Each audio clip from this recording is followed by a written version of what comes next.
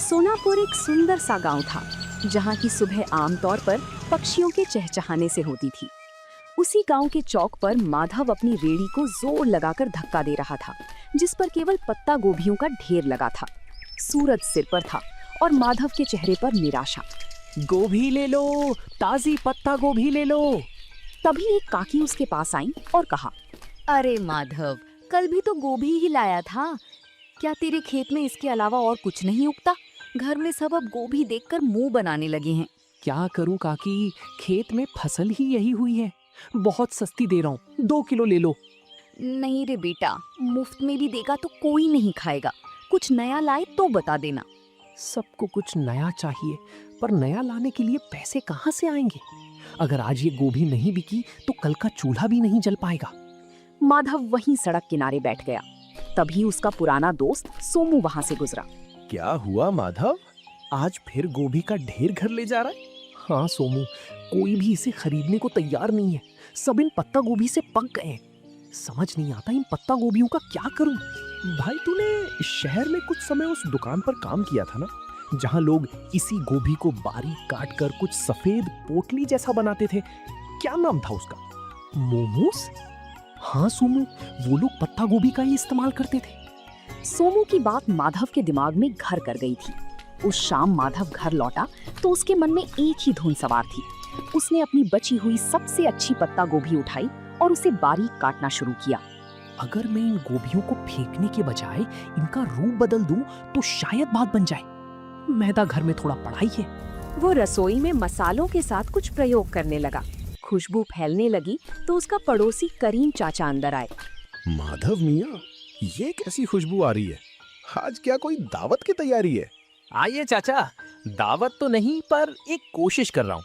ये देखिए, मैंने इन गोभियों को मसालों के साथ पकाकर इस मैदे की लोई में भर दिया है। अरे, ये तो छोटी छोटी सफेद पोटलियां लग रही हैं। इन्हें तेल में तलोगे क्या? नहीं चाचा, इन्हें बस भाप में पकाऊंगा। ये बिना तेल का खाना होगा, जो गांव वालों के लिए बिल्कुल नया होगा। बिना तेल का? क्या लोग खाएंगे? यहाँ तो सबको तला भुना पसंद है। स्वाद अच्छा हुआ तो सब खाएंगे चाचा। बस दुआ कीजिए कि ये भाप में ठीक से पक जाए। कल सुबह गांव के चौराहे पर मैं इसी का ठेला लगाऊंगा। हिम्मत तो बड़ी है तेरी। चल, ये पक जाए तो एक मुझे भी चखाना। अगली सुबह सूरज की पहली किरण के साथ ही माधव गांव के चौराहे पर पहुंच गया था। उसने अपनी रेड़ी के एक तरफ कटी हुई पत्ता गोभी रखी थी और दूसरी तरफ पीतल के एक बड़े बर्तन से भाप निकल रही थी। गांव के लोग, जो रोज माधव को गोभी बेचते देखते थे, आज रुक रुक कर उसे ताकने लगे। तभी गांव का हलवाई बनवारी उसके ठेले पर आया और कहने लगा, अरे माधव, आज तेरा ये पत्ता गोभी का ठेला बड़ा चमक रहा है। ये बड़े बर्तन में क्या उबाल रहा है भाई? सुबह सुबह चाय बना रहा है क्या? नहीं बनवारी भाई, ये चाय नहीं है, इसे मोमोस कहते हैं। शहर का बड़ा मशहूर नाश्ता है। आज पहली बार अपने गांव में लाया हूँ। मो क्या? नाम तो बड़ा अजीब है, पर खुशबू बड़ी सौंधी आ रही है। इसमें डाला क्या है? वही अपनी ताजी पत्ता गोभी है भाई, बस बनाने का अंदाज नया है। ये देखिए, साथ में ये लाल चटनी भी है। तभी गांव का एक बुजुर्ग उसके पास आया और उसने कहा, बेटा, ये दिखने में तो बड़ा कोमल लग रहा है। क्या ये बुजुर्गों के खाने लायक है? मेरे दांत अब सख्त चीजें नहीं चबा पाते। बाबा, ये तो मुंह में जाते ही घुल जाएगा। ये भाप में पका है, बिल्कुल रूई जैसा नरम। आप बस एक बार जरा सा चक्कर देखिए। बुजुर्ग ने एक छोटा सा टुकड़ा चखा। पूरा चौराहा शांत हो गया। सब बुजुर्ग के चेहरे के भाव देख रहे थे। जैसे ही बुजुर्ग ने मोमोज का टुकड़ा चबाया, उनके चेहरे पर एक बड़ी सी मुस्कान फैल गई। माधव ने उन्हें थोड़ी और लाल चटनी दी। देखते ही देखते वहां मौजूद दूसरे लोग भी अपनी बारी का इंतजार करने लगे। वाह माधव, ये तो वाकई कमाल की चीज है।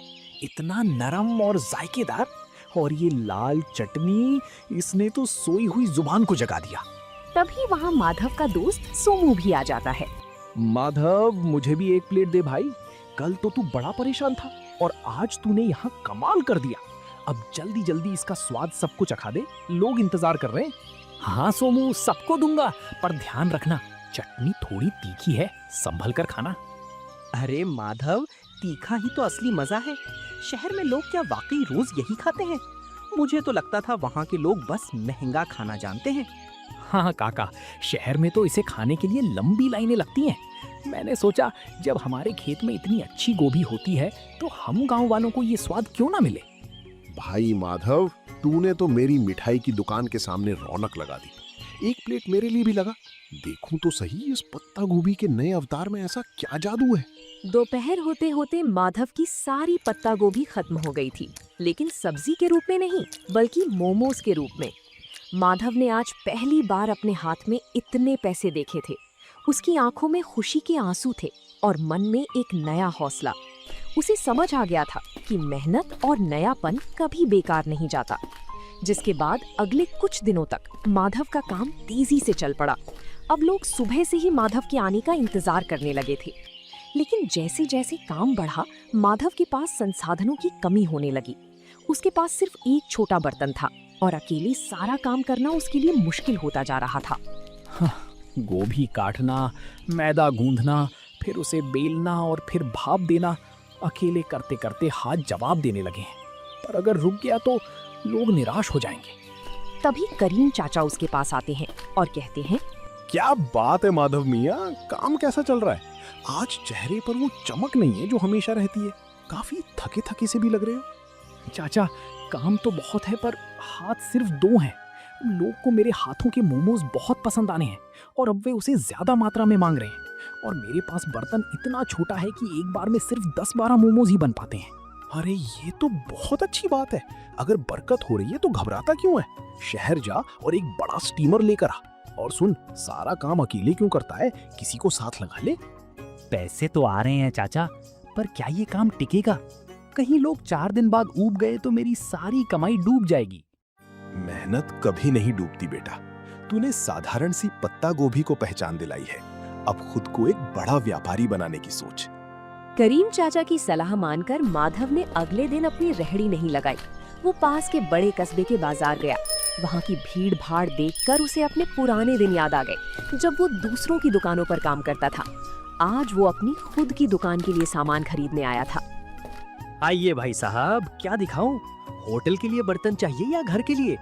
मुझे मोमोज बनाने वाला सबसे बड़ा 3 मंजिला बर्तन चाहिए।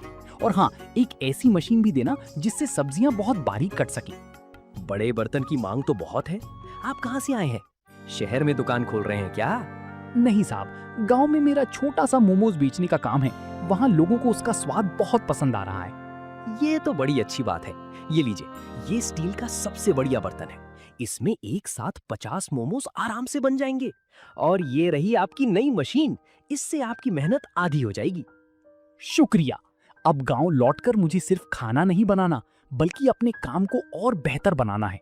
कल से गांव वालों को मोमोज खाने के लिए इंतजार नहीं करना पड़ेगा। माधव जब नए बर्तनों के साथ गांव लौटा तो शाम हो चुकी थी। रास्ते में उसने ढेर सारी पत्ता गोभी खरीदी।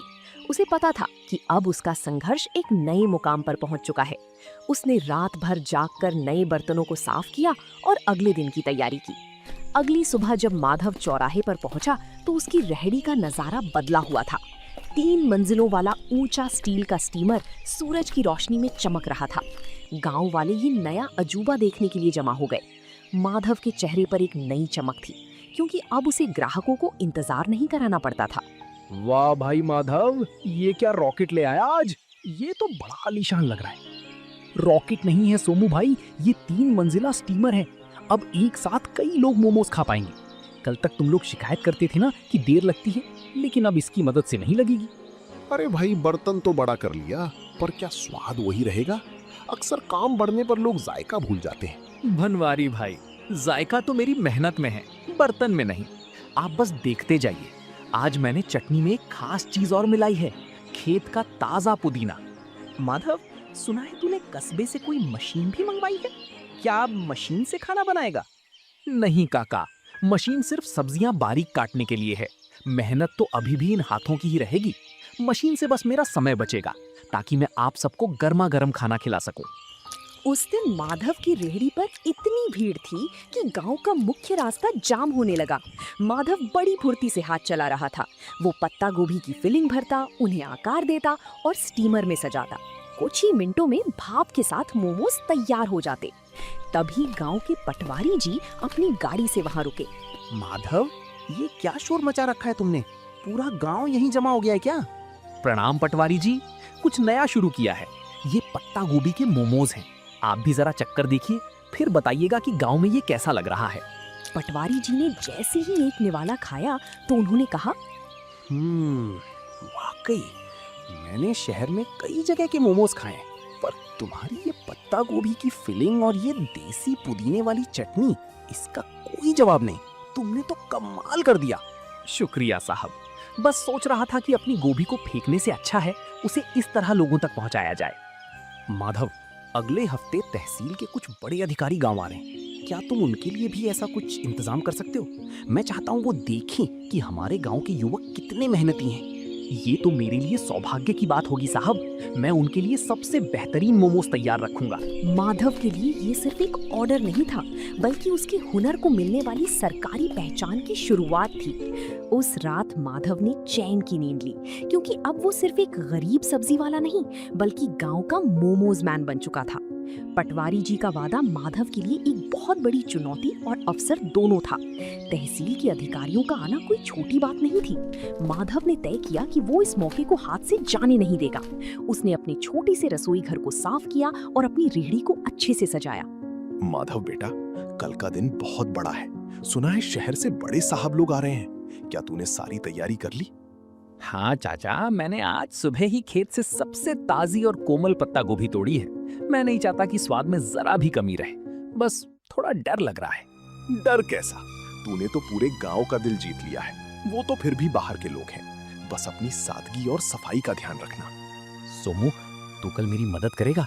मुझे प्लेटें लगाने और पानी पिलाने के लिए किसी भरोसेमंद इंसान की जरूरत होगी। तू चिंता क्यों करता है भाई? मैं सुबह ही पहुंच जाऊंगा। हम दिखा देंगे कि हमारे गांव का स्वाद किसी बड़े शहर के होटल से कम नहीं है। दोपहर का समय था। तहसील के अधिकारी अपनी गाड़ियों से गांव की चौपाल पर पहुंचे। पटवारी जी ने गर्व के साथ माधव की रेहड़ी की ओर इशारा किया। माधव के चेहरे पर एक विनम्र मुस्कान थी। उसने बड़ी ही सफाई से अधिकारियों के सामने गर्मा गर्म मोमोज परोसे।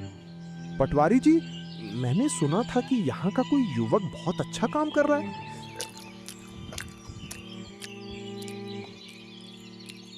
अरे ये तो वाकई लाजवाब है। इतना हल्का और इतना शुद्ध स्वाद। शुक्रिया साहब, ये सब मेरे खेत की पत्ता गोभी का कमाल है। मैंने इसमें कोई बनावटी मसाला नहीं डाला है। हैरानी की बात तो ये है कि गांव के माहौल में तुमने इतनी सफाई और हाइजीन का ध्यान रखा है। तुम्हारा ये तरीका वाकई काबिले तारीफ है। माधव, क्या तुम कभी शहर आकर अपना स्टॉल लगाना चाहोगे? वहां तुम्हें और भी बड़ा बाजार मिल सकता है। साहब, शहर में तो बहुत लोग हैं। मैं चाहता हूँ कि मेरे गांव के लोगों को यहीं पर अच्छी और नई चीजें खाने को मिले। मैं यहीं रहकर अपने काम को बड़ा बनाना चाहता हूँ। बहुत खूब। तुम्हारी ये सोच देखकर अच्छा लगा। हम तुम्हारी मदद करेंगे ताकि तुम एक छोटी सी पक्की दुकान खोल सको। हमें ऐसे ही मेहनती युवाओं की जरूरत है। अधिकारियों ने न केवल पेट भर खाया, बल्कि जाते समय माधव की काफी तारीफ भी की। उस दिन माधव को समझ आया कि सफलता के लिए गांव छोड़ना जरूरी नहीं, बल्कि अपनी जगह रहकर कुछ अलग करना जरूरी है। अधिकारियों की मदद और अपनी मेहनत की कमाई से माधव ने आखिरकार गांव के मुख्य चौराहे पर एक छोटी सी पक्की दुकान किराए पर ले ली। अब उसे धूप और बारिश में रेहड़ी खड़ी करने की चिंता नहीं थी। उसने अपनी दुकान का नाम रखा माधव का देसी जायका। दुकान की दीवारों पर उसने खेत और गांव के सुंदर चित्र बनवाए थे। अरे भाई माधव, अब तो तू सेठ बन गया। इतनी सुंदर दुकान और वो भी गांव के सबसे मुख्य मोड़ पर। अब तो हमें बैठने के लिए कुर्सियां भी मिलेंगी। सेठ नहीं बनवारी भाई, बस आप सबका प्यार है। दुकान पक्की हो गई है तो क्या हुआ, स्वाद तो आज भी वही मिट्टी से जुड़ा रहेगा। आइए, आज उद्घाटन के दिन पहली प्लेट आप ही के नाम। माधव मियाँ, देख रहे हो, जहाँ तू कभी गोभी का ढेर लेकर उदास बैठा रहता था, आज वहाँ तेरे नाम की धूम मची है। मैंने कहा था ना, गोभी को पहचान तूने दी है। चाचा, ये सब आपकी बातों का ही असर है। अब मैंने सोचा है कि मैं गांव के 2 और बेरोजगार युवकों को यहाँ काम पर रखूंगा। उन्हें मैं खुद ट्रेनिंग दूंगा ताकि वो भी अपना हाथ साफ कर सकें। बहुत नेक ख्याल है बेटा। तरक्की वही है जो सबको साथ लेकर चले। वक्त बीतता गया और माधव की दुकान अब केवल सोनापुर ही नहीं बल्कि आसपास के 10 गांवों में मशहूर हो गई। लोग दूर दूर से उसके पत्ता गोभी मोमोज खाने आने लगे। माधव ने कभी अपनी गुणवत्ता से समझौता नहीं किया। वो आज भी रोज सुबह अपने खेत से ताजी गोभी खुद तोड़कर लाता था। माधव भाई, आज तो शहर से भी कुछ लोग आए थे। कह रहे थे कि सोशल मीडिया पर तुम्हारी दुकान की बड़ी चर्चा है। अब तो तुम्हें शहर में भी ब्रांच खोल लेनी चाहिए। सोमू, शहर की चकाचौंध अपनी जगह है, पर जो सुकून इस गांव की हवा और अपनों के बीच काम करने में है, वो कहीं नहीं। मेरा मकसद सिर्फ पैसा कमाना नहीं था, बल्कि अपनी मेहनत को एक नई दिशा देना था। तुमने वाकई साबित कर दिया कि अगर इरादा पक्का हो तो एक गरीब सब्जी बेचने वाला भी अपने हुनर से तकदीर बदल सकता है। मेहनत का कोई विकल्प नहीं होता सोमू। आज जब मैं पीछे मुड़कर उन पत्ता गोभी से भरी रेहड़ियों को देखता हूँ तो मुझे गर्व होता है कि मैंने हार नहीं मानी। तो दोस्तों, आप लोगों को ये कहानी कैसी लगी कमेंट करके जरूर बताएं और ऐसी कहानियों को देखने के लिए वीडियो को लाइक करें और चैनल को सब्सक्राइब करें।